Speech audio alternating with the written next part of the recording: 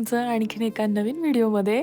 आजचा जो हा व्हिडिओ आहे ना, तो तेव्हाचा आहे जेव्हा आई आमच्याकडे म्हणजे मागच्या व्हिडिओपासून तुम्हाला माहितीच आहे.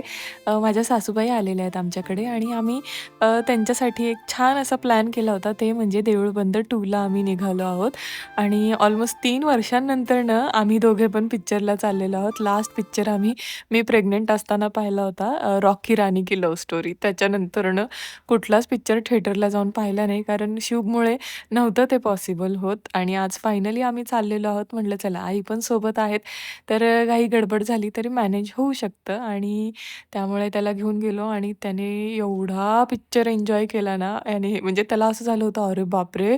हा केवढा मोठा टीव्ही आहे." आणि जे काही अगोदरच्या ॲडव्हर्टाइज लागतात ना, त्या पाहूनच तो एवढा जास्त खुश झाला होता. आणि जेव्हा आहे ना स्क्रीनवरती स्वामी यायचे ना, आम्ही देऊळबंद 2 पाहायला गेलो होतो, तर त्यामुळे बरेच स्वामींचे सीन तर आहेच आहेत पिक्चरमध्ये. तर जेव्हा ते यायचे ना स्क्रीनवर, तेव्हा मला शुभ जोरजोरात म्हणायचा, "आई, आई बघ स्वामी आबा, स्वामी आबा." तर त्यामुळे त्याने पिक्चर खूप जास्त एन्जॉय केला आणि त्यानंतरनं उशीर झाला होता. म्हटलं चला आता कुठे जाऊन पुन्हा स्वयंपाक करत बसायचं घरी गेल्यावर, म्हणून बाहेरच मस्त अशी पावभाजी खाल्ली आणि हे जे वॉफल आहे ना, ते पहिल्यांदाच घेतलं होतं. चांगलं होतं टेस्टला, पण मला असं वाटलं खूपच जास्त गोड आहे. शुभला तर ते आवडलं आणि त्याने एन्जॉयही केलं भरपूर. त्यानंतर 2 दिवसानंतरनं आई निघाल्या ठाण्याला जाण्यासाठी पुन्हा.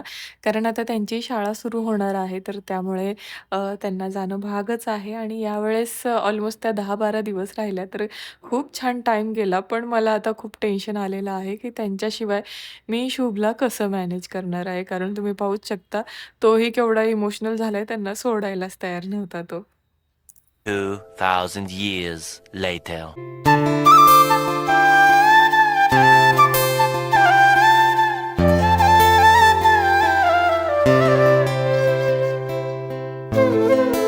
आई ठाण्याला गेल्याच्या नंतर ऑलमोस्ट 5-6 दिवस मी काहीच शूट केलं नव्हतं. कारण जुनीच व्हिडिओची कामं एवढी पेंडिंग होती ना, तर ती कंप्लीट करत बसले. आणि चला आज बऱ्याच दिवसांनी ना माझ्या झाडांची अपडेट देते तुम्हाला. तर ही जी माझी गोकर्णाची जी कुंडी होती ना, त्याच्यामध्ये अचानक 3-4 रोपं उगवलेली आहे.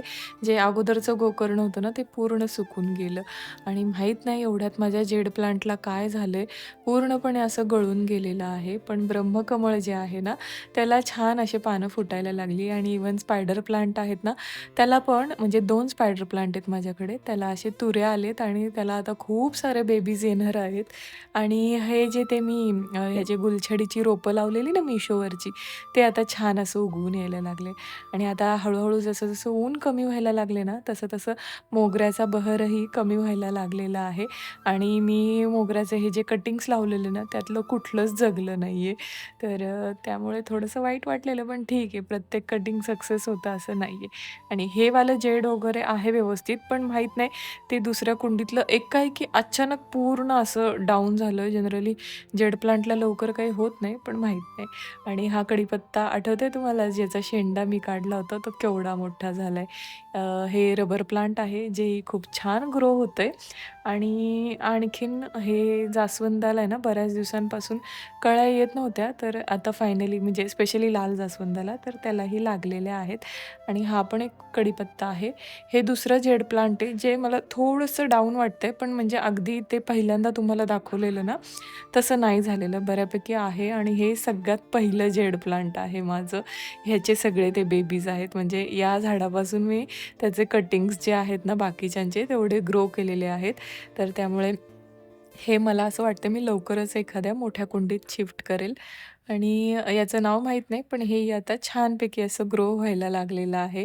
आणि हा जो मनी प्लांट आहे, तोही छान वाढत आहे. मी हा जो आहे माझ्या हॉलच्या एका कोपऱ्यामध्ये ठेवलेला आहे. आणि ह्याचं सांगू का, मी ना चोरून आणला ना, तेव्हापासूनच मनी प्लांट माझ्याकडे सक्सेसफुली ग्रो व्हायला लागला. त्या अगोदर किती वेळा मी विकत आणले असेल, पण एकदा पण मनी प्लांट माझ्याकडे जगतच नव्हता. आणि आता तुम्ही विचार करताल, की सकाळी-सकाळी हिच्या किचनमध्ये एवढा पसारा कसं काय? तर सध्या माहीत नाही आमच्याकडे ना पाण्याचे इश्यू चालू आहेत. ॲक्चुअली पाणी नाहीये असा प्रॉब्लेम नाहीये, पण पाण्याचे पाईप फुटतायत सोसायटीचे पाण्याच्या प्रेशरमुळे. तर त्यामुळे पाणीच नव्हतं.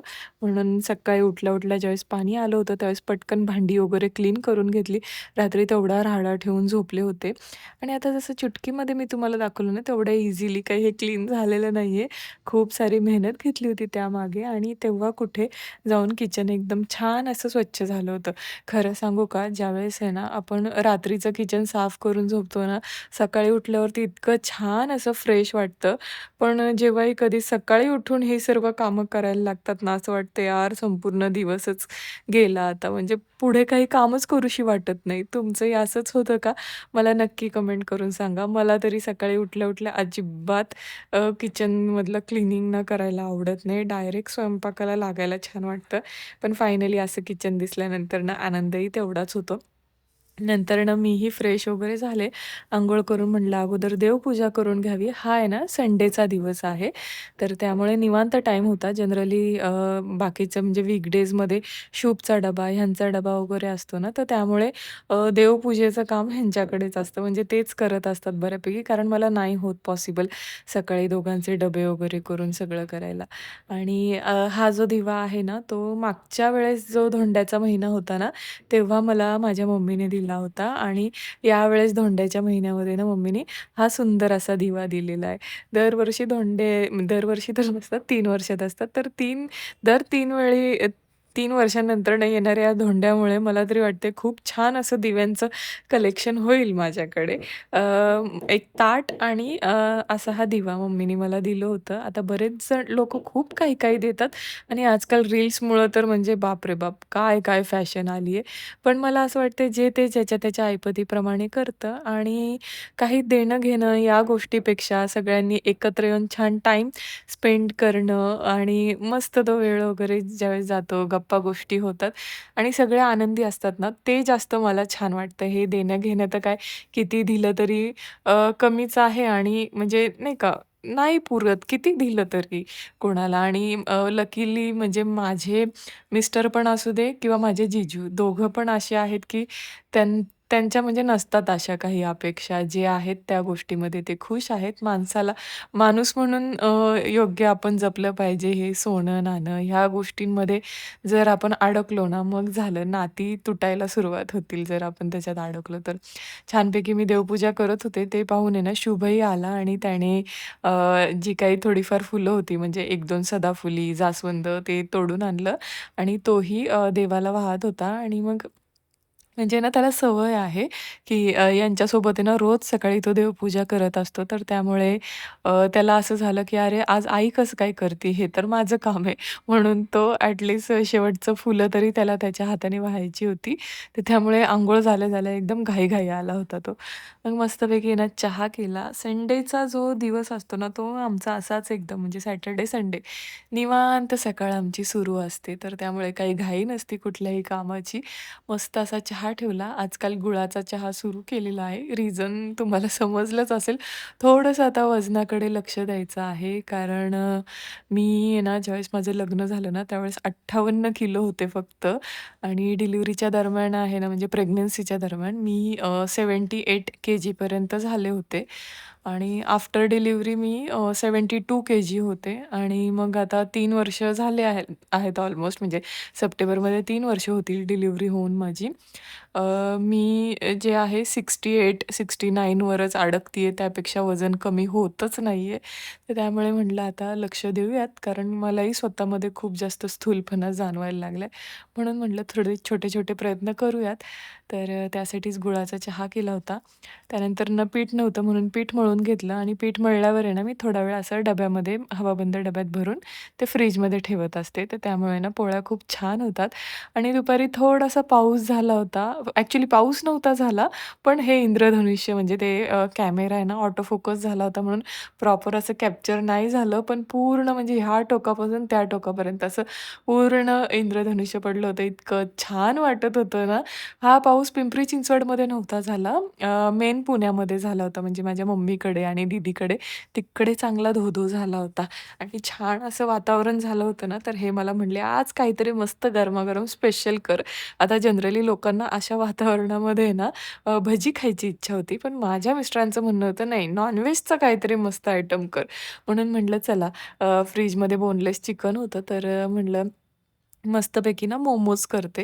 तर चला छोटीशी एक आहे ना रेसिपी पण तुमच्यासोबत शेअर करावं असा विचार आला आणि मग शूट करायला घेतलं. तर चिकन जे आहे ना बोनलेस ते मिक्सरमधनं बारीक असं करून घ्यायचं. तुम्ही आहे ना खिमा पण आणू शकता.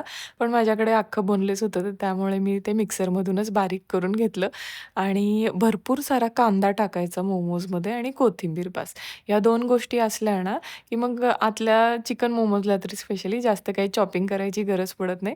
फक्त भरपूर सारा कांदा म्हणजे जर तुमचं पावशेर चिकन असेल ना, तर ते पावशेर चिकनला पावशेर कांदा घालायचा आणि ही जी प्रोसिजर आहे ना, आत्ता मी तुम्हाला दाखवणार आहे. हेही मी पहिल्यांदाच करते या पद्धतीने. जनरली मी ही प्रोसिजर नाही करत, पण हे मी का करते सांगते. आता हे जे चिकन आहे ना, त्याच्यामध्ये मी एक चिमूटभर आहे ना सोडा घातला, अगदी चिमूट त्यापेक्षा जास्त नाही आणि अ, अर्धा ग्लास आहे ना हे एवढं पाणी ह्याच्यामध्ये आपल्याला मुरवायचंय. आता मी जेव्हाही कधी ना चिली चिकन किंवा चिकन 65 वगैरे करते ना, तेव्हा मी या पद्धतीने करत असते. चिकनमध्ये ना चिमूटभर सोडा टाकायचा आणि पाणी त्याच्यामध्ये मुरवायचं. एवढं हे सॉफ्ट चिली चिकन वगैरे होतं ना आणि किंवा चिकन 65 वगैरे तुम्ही एकदा ट्राय करून पहा.